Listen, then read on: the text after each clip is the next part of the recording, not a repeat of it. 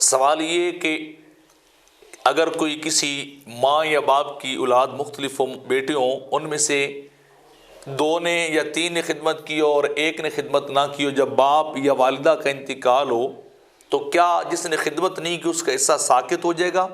اور جنہوں نے خدمت کی اور ان کو حصہ ملے گا؟ اس طرح کی میراث کی تقسیم ہو سکتی ہے کہ خدمت کی بنیاد پر ترکہ اور وراثت کو بانٹا اور تقسیم کیا جائے، اور جس نے ماں کی یا باپ کی دنیا میں خدمت نہ کی ہو اسے حصہ نہ دیا جائے۔ تو اس کا جواب یہ ہے کہ میراث اور ترکے کی تقسیم کا تعلق یہ خدمت کے ساتھ نہیں ہے، کسی کی اطاعت نوکری کے ساتھ نہیں ہے، بلکہ اس میراث، ترکے اور وراثت کا تعلق رشتہ داری کے ساتھ ہے کہ جو اللہ رب العزت نے رشتے بنائے ہیں، جو مرنے کے بعد میراث انسان کو ملتی ہے، ترکہ ورثہ ملتا ہے، تو وہ اس رشتے کی بنیاد پر ملتا ہے، خدمت کی بنیاد پر اس کی تقسیم ہوتی ہی نہیں ہے، اور نہ کبھی ایسے کرنا چاہیے۔ اگر کوئی بھائی مل کر خدمت نہ کرنے والے بھائی یا بہن یا کسی بھی رشتہ دار کو صرف اس بنیاد پہ اپنے حصے سے محروم کر دیں کہ اس نے مرنے والے کی خدمت اور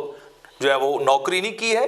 تو وہ ناجائز ہے، حرام ہے، اور وہ اس کا حصہ غصب کرنے والے ہوں گے اور اس کے وہ جواب دہ ہوں گے جا کے کل کہ تم نے کیوں اس کو اس کے حصے اور حق سے محروم رکھا۔ تو لہٰذا